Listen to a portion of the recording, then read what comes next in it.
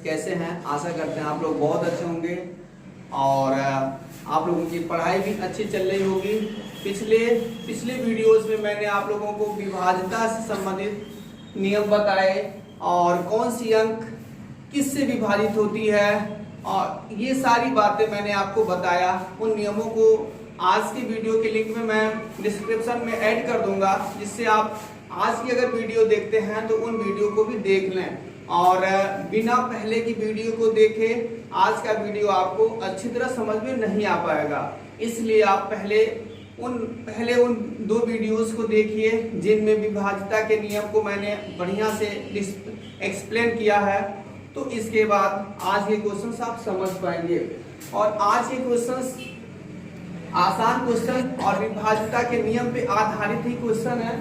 तो ये questions SSC CGL की परीक्षाओं में आए हुए भी हैं, आप देख रहे होंगे, और हर तरह की परीक्षाओं में ये क्वेश्चन आते हैं। तो ये क्वेश्चंस के तरीके अगर आप जान जाते हैं तो बस थोड़े समय में लगा सकते हैं, नहीं तो आप अगर इन नियमों से अच्छी तरह परिचित नहीं है तो आपको टाइम लगता है और बहुत ही ज्यादा परेशान होते हैं। तो अब आप सीधे क्वेश्चन में हम लोग चलते हैं और ये क्वेश्चन देखिए। पहला क्वेश्चन क्या है? स्टार 384 11 से विभाज्य है तो स्टार का मान है। ये कह रहा है स्टार का मान क्या होगा अगर ये संख्या 11 से विभाज्य है। मैंने आपको 11 से विभाज्य होने वाली संख्याओं के बारे में ये बताया था। क्या बताया था? यही बताया था कि सम स्थानों पर रहने वाली संख्याओं का योग विषम स्थानों पर रहने वाली संख्याओं का योग आपस में बराबर हो, या दूसरे शब्दों में कहें तो सम स्थान पर रहने वाली संख्याओं का योग और विषम स्थान पर रहने वाली संख्याओं का योग का अंतर शून्य हो, तब वो संख्या 11 से विभाजित होगी। या सम स्थान पर रहने वाली संख्याएं और विषम स्थान पर रहने वाली संख्याओं का जो अंकों का योग होता है उसका अंतर करने पे जो संख्या प्राप्त होती है, अगर वो 11 से विभाजित हो जाती है तो भी वो संख्या 11 से विभाज्य होती है। तो उसी नियम को यहाँ पे फॉलो करना है और इसी आधार पे हमें लगाना है। आपका ये क्वेश्चन है स्टार 384 11 से विभाजित है, तो सोचिए स्टार का मान क्या हो सकता है। ऐसे में हम 0 रखेंगे तो क्या 0 और 8 को जोड़ेंगे तो 8 होगा, 3 और 4 ये तो बराबर नहीं जाने वाला है। 1 रखेंगे तब भी संभव नहीं है। 5 को रखें तो 8 और 5 13 होगा और 3 1 4 तब भी, मतलब आपको ऐसा होना चाहिए कि सम स्थान पे अंकें और विषम स्थान पे अंकें बराबर होनी चाहिए। अच्छा, तो हमें यहाँ पे और क्या लें? यहाँ पे अगर हम 5 लेते हैं तो 8 और 5 13। देखिए या तो इन दोनों का जोड़ इन दोनों के जोड़ के बराबर हो, या इन दोनों के जोड़ का अंतर इन दोनों के जोड़ के अंतर से जो मिले वो 11 से विभाजित हो, तो 5 से भी नहीं जाने वाला है। अच्छा, यहाँ पे 7 रखिए तो देखते हैं 7 रखने पे क्या होगा। ये विषम वाले स्थान पे अंकें हो जाएंगी 15, इनका योग करेंगे आप 15 आएगा, और सम स्थान पे 3 और 1 है, इन्हें जोड़ेंगे आप तो 4 आएगा, माइनस करेंगे तो 11 बच जाएगा। मैंने बोला था कि सम और विषम स्थानों पे जो अंक हैं अगर उनका अंतर 0 आ रहा है या 11 से विभाजित होने वाली संख्या आ रही है तो वो संख्या 11 से विभाजित होगी। इस तरह से आप कह सकते हो कि यहाँ पे 7 रखा जाए तो ये सही हो जाएगा, इसलिए इसका ऑप्शन 7 होगा। और ये नियमों से आप अगर आप परिचित होते हैं तो आपके लिए बस 30 से 40 सेकेंड का काम होता है, हमें समझाने में जो भी टाइम लगे। इस तरह से ये वाला क्वेश्चन देखिए, थोड़ा समझिए और खुद इसका आंसर आप लोग अपने दिमाग से बताइए, तब मैं आगे चलता हूं। क्या होगा इसका आंसर? इसका आंसर क्या होगा? कभी कभी ऐसे भी क्वेश्चन बधाने वाले वैसे ही दिमाग, मतलब कहने का मतलब अपने आप में वैसे ही थोड़ा सा हमें सस्पेंस में डाल देने वाले क्वेश्चन आ जाते हैं और इनका सॉल्यूशन बहुत आसान होता है लेकिन सस्पेंस में डाल देते हैं हमको। अब देखिए क्या लिखा हुआ है, यदि कोई संख्या 11 और 13 से विभाज्य है तो वह अनिवार्यतः निम्न में से किस प्रकार की होगी। किस प्रकार की होगी? ऑप्शन नीचे है। 11 + 13 से विभाजित होगा, विभाज्य होगा। 11 13 - 11 से विभाज्य होगा। 11 × 13 से विभाज्य होगा। और 11 ये 429 से विभाज्य 429। ये भी सीजन 2000 का ही क्वेश्चन है, मैंने लिखा नहीं है। तो इसमें से कौन सा सही होगा? अब आप सोचें। तो आप देख रहे होंगे, एक बार तो आप कंफर्म जान लीजिए।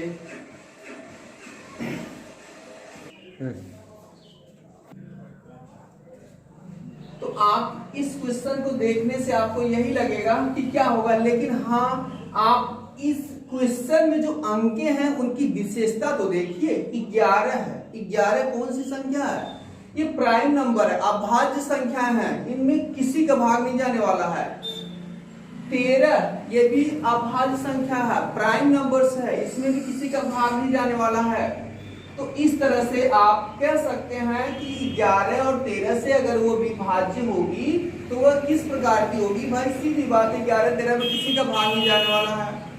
ऐसे में वो जो संख्या विभाजित होगी 11 × 13 से ही हो सकती है और किसी से हो ही नहीं सकती है।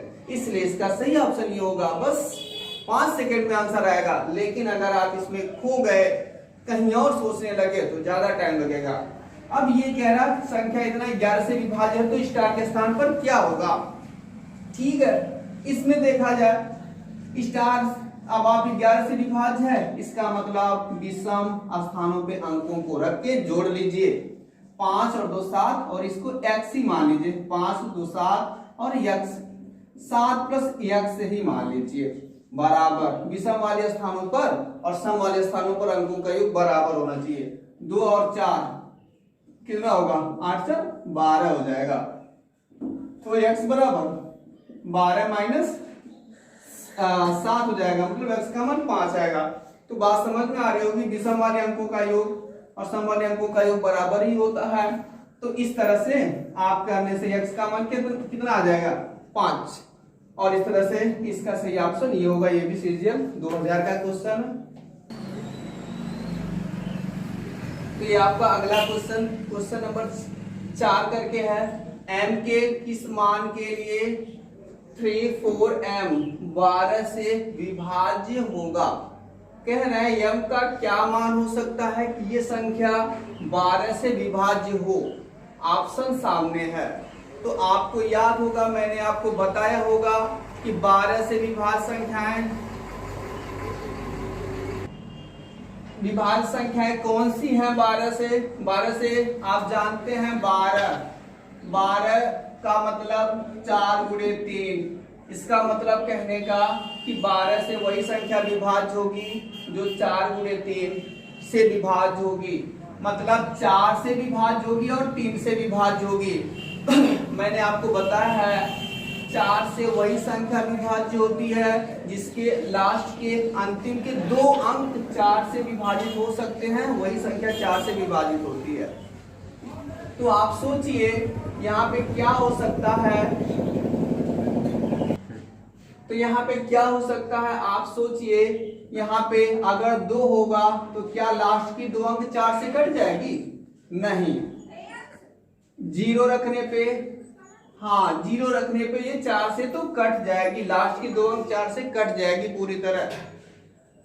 अच्छा, फिर हम 0 के अलावा दूसरे अंक 8 लिखते हैं। 8 लिख देखिए 0 रखने पे तो कट जाती 4 से, लेकिन क्या 3 से भी कट जाती? 3 से कटने के लिए अंकों का योग 3 से कटना चाहिए।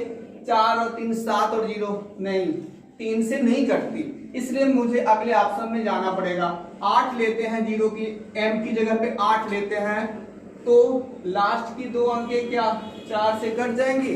हाँ, लास्ट की 2 अंकें 4 से कट जाएंगी।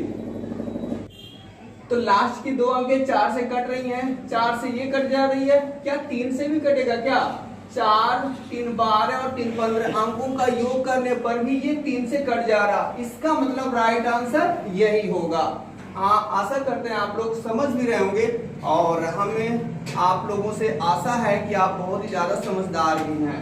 अगला क्वेश्चन इसी तरह का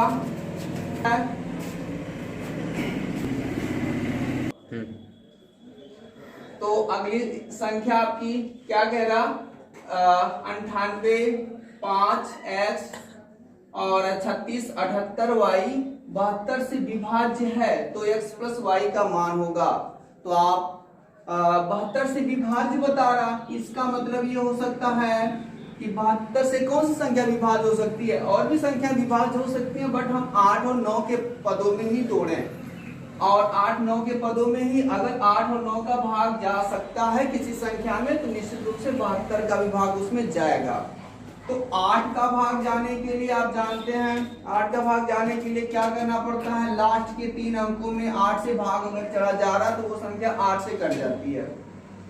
तो देखते हैं 7 8 और यहाँ क्या लिखें। अब यहाँ पे अगर हम यहाँ पे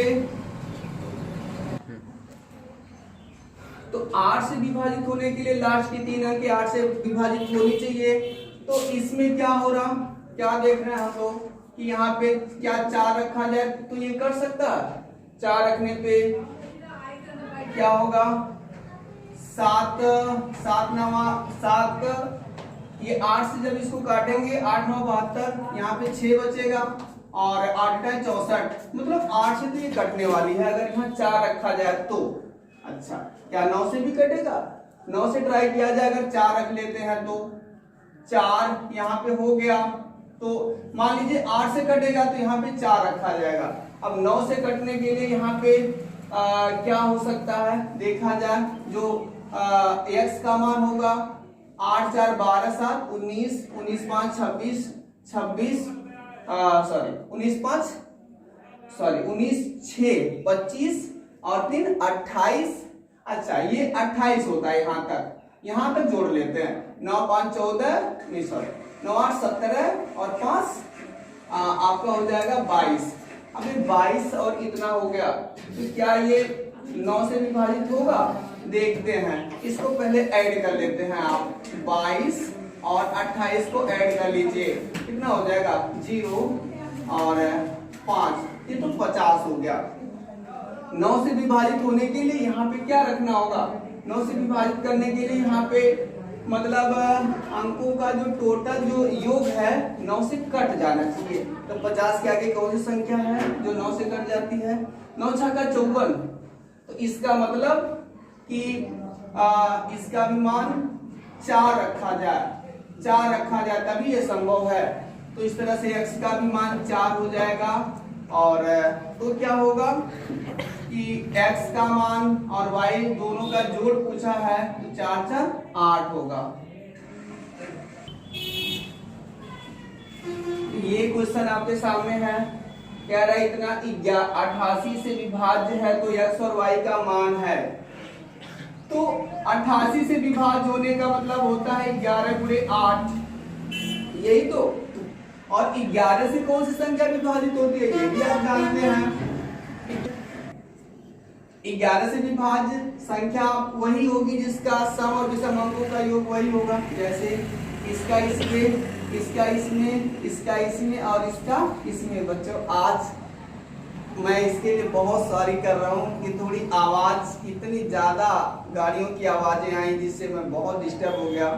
और प्लीज इसको बुरा मत मानिएगा, थोड़ी सी आज कुछ ज्यादा ही शोर हो गया, इसके लिए मैं माफी चाहता हूँ। थोड़ा सा इन वीडियो को ध्यान दें आगे। तो ये क्या हो जाएगा 8 4 12 और 2 14 और 7 19 हो गया। 19 प्लस वाई, इसको कहेंगे आप 19 प्लस वाई। कैसे 8 4 12 2 14 और 7 21 ऐसा हो जाएगा। फिर से देखते हैं 8 4 12 12 तो 14, तो 11 से विभाजित होने के लिए क्या करना पड़ेगा, इसको जोड़ दीजिए, इसको जोड़ेंगे तो आपका कितना आया 8 4 12 2 14 और 7 21 और y 21 प्लस y होता है। ठीक है, तो 11 से विभाजित होने के लिए अब 21 में क्या जोड़ सकते हैं जिससे संभव हो ये मतलब जाए। 11 से विभाजित होने के लिए मान लीजिए ये मान आ जाएगा, फिर y। तो आज के लिए आप लोगों के लिए मैं ये क्वेश्चन होमवर्क के रूप में दे रहा हूं। इसमें a का मान निकालना है। इस क्वेश्चन का सही आंसर आप कमेंट बॉक्स में जरूर देंगे, और जिससे मैं यही समझ पाऊंगा कि आज की वीडियोस को आपने समझा है। और आज की वीडियो में थोड़ा बहुत वॉइस की प्रॉब्लम रही है, इसके लिए आप थोड़ा मैनेज करिएगा और आंसर कमेंट बॉक्स में जरूर दें। आशा करते हैं आप लोगों को ये क्वेश्चन और ये रूल्स अच्छे लगे होंगे, और इसके लिए मैं आप लोगों से यही रिक्वेस्ट करता हूं कि चैनल को लाइक कीजिए, सब्सक्राइब कीजिए और दोस्तों तक शेयर कीजिए। धन्यवाद।